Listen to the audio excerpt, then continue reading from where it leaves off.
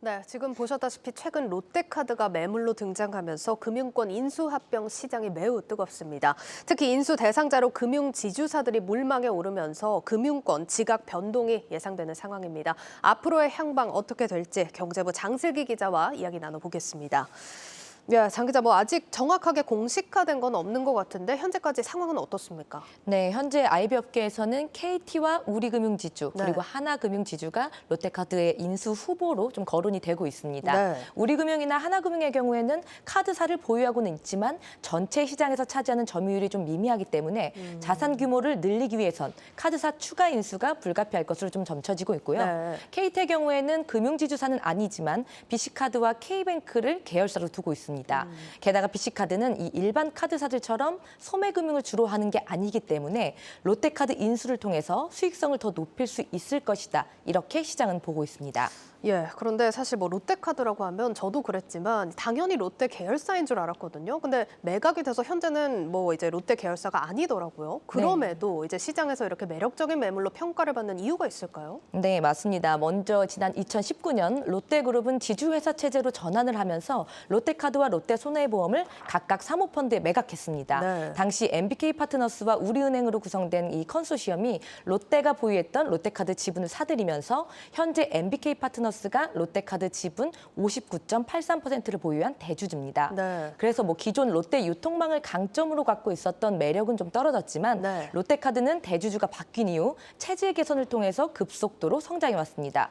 사모펀드 입장에서는 아무래도 매각 차익을 좀 목적으로 하는 만큼 이 카드 브랜드 개편이나 디지털 전환에 보다 적극적이었다는 평가입니다. 네. 예, 실제 지난해 말 롯데카드의 총 자산은 16조 6,200억 원이었는데요. 인수 전보다 약 4조 원 가량 늘었습니다.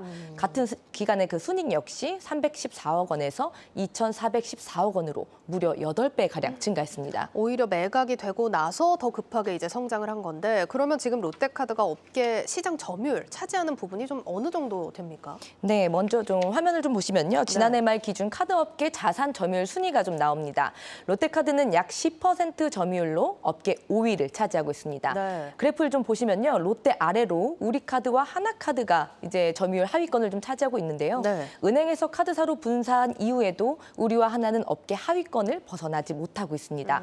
예, 그래서 이번 인수합병 시장에서 우리카드를 보유하고 있는 우리금융과 하나카드를 보유한 하나금융이 적극적으로 뛰어들 것이라는 관측이 나오는 이유입니다. 네, 롯데카드를 인수하면 단숨에 업계 2, 3위권으로 뛸 수 있는 기회인 셈입니다.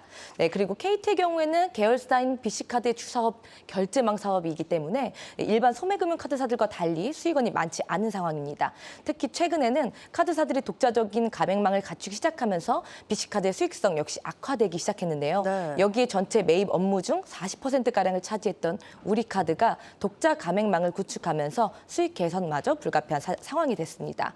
네, 실제 최현석 BC카드 사장이 올해 새로운 결제 시장을 확대하겠다고 밝힌 만큼 KT 역시 유력한 인수 후보로 꼽히고 있습니다. 네, 이렇게 쭉 짚어봤는데 현재로서는 누가 가져가든 매력적인 성과가 날 것으로 보여지고 있습니다. 자, 짚어주신 대로라면 사실 상황이 이러니까 가격이 가장 중요할 것 같거든요. 어떻게 될까요? 네, 2019년 당시에 MBK파트너스는 롯데카드를 1조 8천억 원에 인수했습니다. 앞서 언급한 대로 이 사모펀드 특성상 매각 차익이 굉장히 중요할 수밖에 없는 상황입니다. 네, 현재 시장에서는 사모펀드가 구매했을 당시보다 2배 가량 뛴 3조 원대로 가격이 좀 거론이 되고 있습니다. 규모가 꽤 있네요. 네, 맞습니다. 그래서 지주사들이 고민하는 이유기도 합니다. 네, 그리고 이거는 이제 좀 제가 취재를 하면서 좀 알아본 부분인데 네. 업계에서는 MBK파트너스가 현재 예상보다 좀 빠르게 매각 작업을 진행 중이다. 이렇게 좀 보고 있습니다. 네. 그 이유를 좀 살펴봤는데요. 작년 코로나19 보복 소비 여파로 카드 결제량이 증가하면서 현재 카드사의 작년 실적들이 굉장히 잘 나오고 있는 상황입니다. 예. 하지만 올해부터 이 인하된 영세 가맹점 수수료율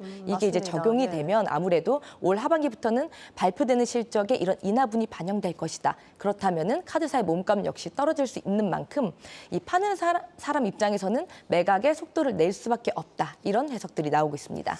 재밌어질 것 같습니다. 이런 상황이면 사실 사는 쪽도 그렇지만 파는 쪽도 시간이 문제이기 때문에 신경전이 대단할 것 같다는 생각이 드는데 그러면 또 이제 한 가지 생각해 볼 수 있는 점이 이렇게 전망이 좋지 않음에도 불구하고 지금 금융지주사들이 비은행 금융사라고 해야겠죠. 인수에 좀 적극적으로 나서는 이유 어떻게 봐야 될까요? 네, 아무래도 이 자산 규모뿐만 아니라 금융지주사들의 실적에 있어서도 비은행 계열사들의 기여도가 점점 높아지고 있기 때문입니다. 네. 실제 지주사들은 비은행 포트폴리오 강화를 올해 목표로 제시했는데요. 자세한 내용은 전민정 기자가 정리해봤습니다.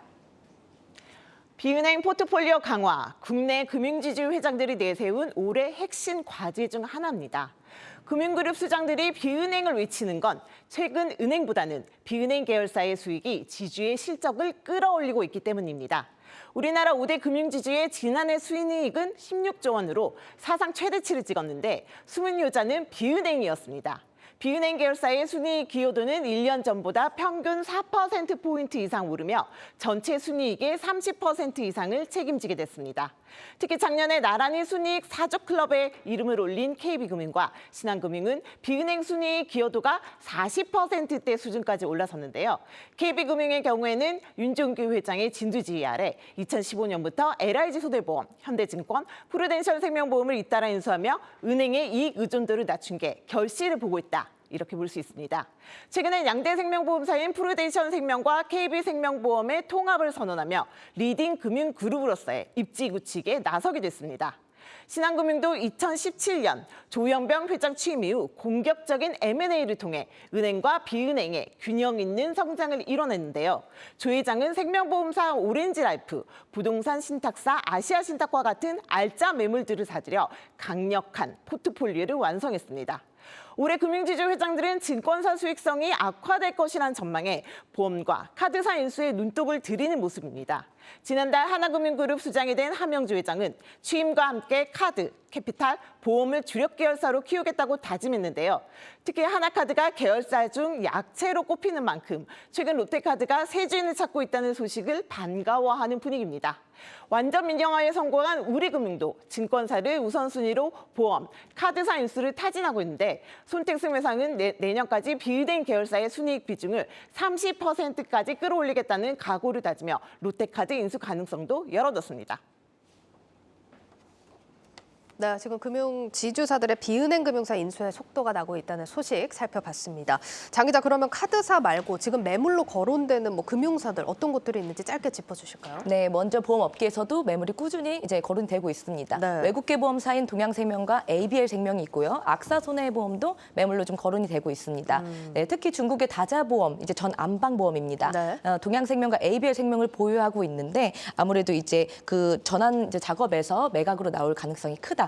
지금 표로 나오고 있는데요. 네. 규모도 굉장히 그러네요. 중위권 수준입니다. 적지 예. 않은 규모이기 때문에 금융지주사에서 굉장히 관심을 보일 것으로 전망되고 있습니다. 그리고 알겠어요. 추가로 방금 전에 좀 들어온 소식이 있는데요. 네. 금융위원회가 MG손해보험을 부실금융기관으로 좀 지정을 했습니다. MG손보는 이제 부채가 자산을 초과하면서 네. 당국에서 이제 경영 정상화를 좀 요구를 했는데 결국 자본 확충마저 지연되면서 정상화에 실패했습니다. 그래서 금융당국은 MG손보의 공개 매각 등 정리 절차를 진행할 예정입니다. 네, 알겠습니다. 자, 비은행 계열사들이 실적 기여도가 높다고 하니까 좀 기대가 되는데 투자 시장에서도 긍정적으로 보고 있을 것 같습니다. 네, 금융지주사들이 추가로 이 비은행 계열사 인수할 경우 수익성이 좀 늘어나게 되는 만큼 주가에도 긍정적인 영향을 줄 것으로 전망되고 있습니다. 지주사 회장들이 적극적으로 이 비은행 인수에 나서는 이유에도 포함이 됩니다. 이와 관련해서는 전문가 의견 직접 들어보시겠습니다. 특히나 우리금융 같은 경우는 좀 더 할인을 많이 받고 있는 걸로 알고 있어요. 밸류에이션이 주가 측면에서 금융지수 회사가 그런 회사들을 인수했을 때 고객 접점을 확대해서 다른 영역으로 이제 시너지 효과를 크게 낼 수 있다는 점에서 그렇게 자회사들을 늘려가고 있는 거라 보시면 될 것 같고요. 당연히 그렇게 되면 자연스럽게 성장성, 수익성이 확보될 수 있으니까 장기적으로도 주가에는 긍정적이라 보시는 게 맞죠. 네, 여기까지 듣도록 하겠습니다. 경제부 장슬기 기자였습니다.